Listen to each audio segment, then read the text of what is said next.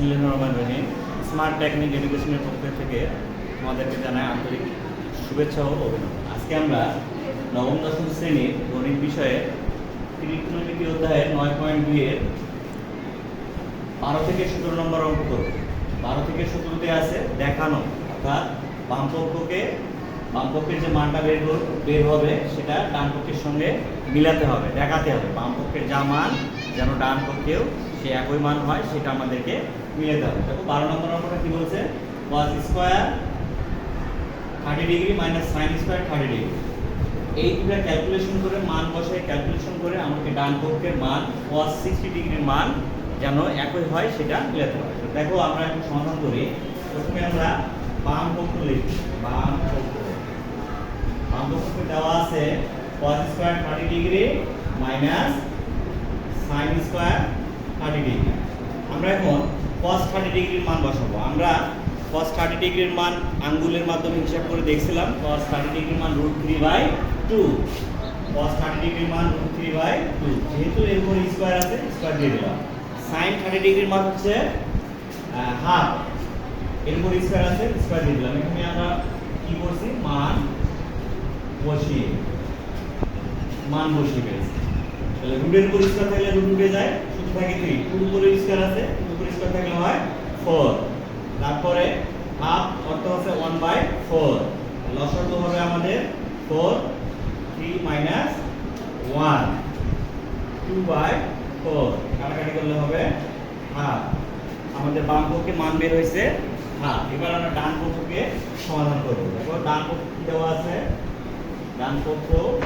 দেওয়া আছে, cos 60 degree. আমরা জানি cos 60 ডিগ্রি সমান হচ্ছে হাফ, যেহেতু cos 60 ডিগ্রি ইকুয়াল হাফ। তাহলে আমাদের দেখো ডান পক্ষ এবং বাম পক্ষ মিলে গেছে, তাহলে আমরা লিখতে পারি অতএব বাম পক্ষ সমান ডান পক্ষ। দেখানো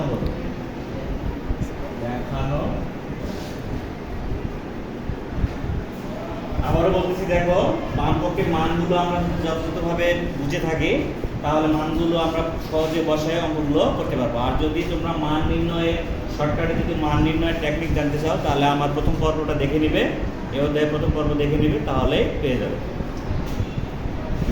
cos 30 degree equal √3/2 square, sin 30 degree half, square আর রুট উঠে গেলে 3/4, 1/4। লসাগু করলে 4, 3 থেকে 1 চলে গেলে 2, 2/4 হাফ। cos 60 ডিগ্রি মান হাফ। আশা করি সবাই বুঝছো। যদি তোমাদের ভিডিওটা দেখে তোমাদের উপকার হয় তাহলে অবশ্যই আমার চ্যানেলটিকে সাবস্ক্রাইব করবে। ধন্যবাদ সবাই। এখন আমরা 13 নম্বর অঙ্কটা সমাধান করব। দেখো 13 নম্বর অঙ্কটা আছে sin 60 degree cos 30 degree plus cos 60 degree sin 30 degree equal আমাদের মিলাতে হবে ডান পক্ষে sin 90 ডিগ্রি। দেখো বাম পক্ষ অলরেডি আমি লিখে রেখেছি। দেখো sin 60 degree into cos 30 degree plus cos 60 degree into sin 30 degree. এখন আমরা মানগুলো বসাতে দেব। sin 60 ডিগ্রি অর্থ হচ্ছে √3/2 into cos 30 degree √3/2 plus cos 60 degree half, sin 30 degree half. তাহলে এখানে আমরা মান বসিয়ে কতটা লিখে রাখবো। তাহলে দেখো √3 গুণ করলে √3 স্কয়ার, 2 গুণ করলে 4 প্লাস 1 গুণ করলে 1, 2 গুণ করলে 4। এটা থাকলো 3/4 প্লাস 1/4। 4 লসাগু 4, তাহলে 3 প্লাস 1 ইকুয়াল 4/4 সমান 1। এবার আমরা ডান পক্ষটা সমাধান করব। ডান পক্ষে আছে